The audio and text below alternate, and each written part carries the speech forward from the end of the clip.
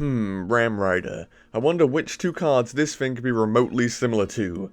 Ram Rider. Well, beats me. Anyway boys, welcome to another Clash Royale strategy video. If you're new to this channel and like in-depth guides to Clash Royale, then be sure to subscribe and all that. Today we're going to be looking at a newest card and judge whether it's strong or if Supercell got the balance of it a little bit wrong. So ignoring the irony from the introduction, this card is very similar to a Hog Rider. Its health is near identical in terms of interactions. The Rider will survive 2 P.E.K.K.A swings, but will often be finished off by the tower. However, P.E.K.K.A isn't even that good a counter due to the holding effect of the Rider, but we'll assess this more in a minute. The charge into the tower does a cool 440 damage, which is close enough to a Mega Knight jump. This fact will come in handy later also. The Rider herself carries a snare that actually stops units for longer than her hit speed is. This means that she will occasionally get bored and hit multiple units that are in range, because there's no point in stunning the same one twice. Talking of hitting twice, if only one unit is in range, then she will actually go and hit that twice, delivering a perma-stun onto said unit. This means that it won't be able to chase whatever it's targeting. When pushing in with a Rider, this can aid you. She can easily rush past defending melee units and connect with a tower.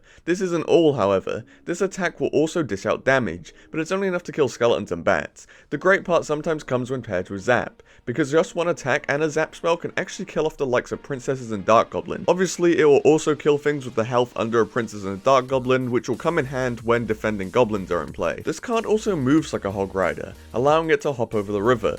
This will be important on offense as you can bypass many more building plants when you place it to the further side of the arena. The DPS of the Rider is actually slightly less than a Hog, which accounts for its charge doing double the damage. You basically never want to leave this on your tower, as you'll be in for a world of pain. However, these similarities to a Hog Rider make it not seem worth the 5 elixir. In my opinion, you'll want to be using this card on defense before troubling your opponent with it offensively. If you know your opponent only has melee units in hand, it's a very good idea to challenge them with a Rider. If they mess up the placement, then their troop will be deemed useless, and they'll probably have to spend more elixir here. Against melee units already on the board, you can bypass these by playing through the center of the arena. She acts like a hog, meaning she'll jump over the river and towards the tower, but will stop melee units in their path to chasing her. Trapping units behind a crown tower can prove extremely useful also. If your opponent plants a P.E.K.K.A in the back, you can quickly rush in with a Rider and have the P.E.K.K.A trapped behind the tower due to the Rider stop effect. This makes your opponent have to spend the support in front of the P.E.K.K.A and ruins their push. I know no one actually plays P.E.K.K.As in the back, but I had a Giant and Rider deck in the challenge, so baited my opponent into doing this exact play.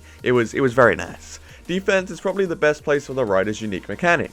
She's able to stop most melee units and take minimal damage, especially if you place her perfectly. You can cut units into the other lane whilst the Rider is still charging up, and can actually trap them inside of the 2 tower range, but this can only be pulled off if the unit closes down the ram quickly before it runs off. A good example is with Mega Knight, as he closes the Rider down extremely quickly. She does actually reset speed up attacks from the likes of Princes or Rams. This means that she's a decent counter to double Prince with her dual stopping effect. However, she does like no damage, you'll probably want some more DPS here.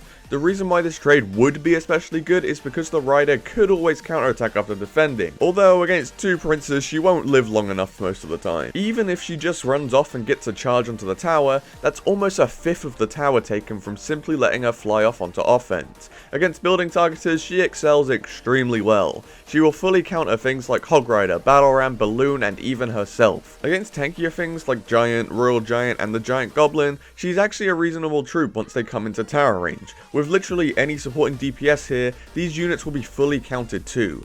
Once more, the great thing about this is that the Rider will counterattack and get damage after this great defensive play. She can be countered just like a Hog Rider, except for melee units being extremely vulnerable. Swarms are great because this Rider doesn't do splash, and ranged units are also great because they can still shoot whilst under the Rider's stun. This makes high DPS swarms a very good counter, but obviously leaves you vulnerable to spells when using these. Tornado is able to activate the King Tower with this card, so watch out for that. However, it's really difficult to do without taking any of that charge damage, so it isn't the best of counters. With the King Tower up, you can't really pull her into the free tower range either. The NATO doesn't reset her charge attack, so she'll just keep zooming into the crown tower that she's after.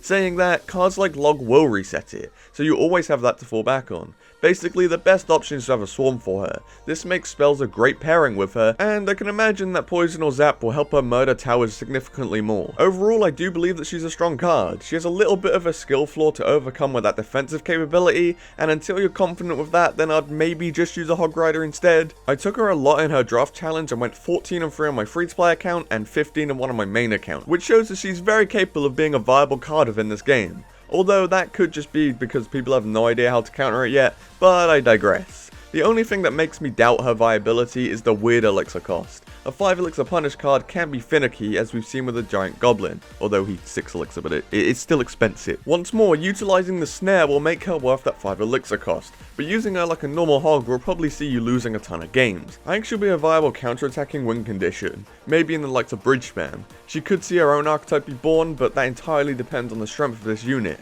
But yeah, that's the outro, lads. If you enjoyed today's video, then be sure to sub up and tell me how you feel about the card.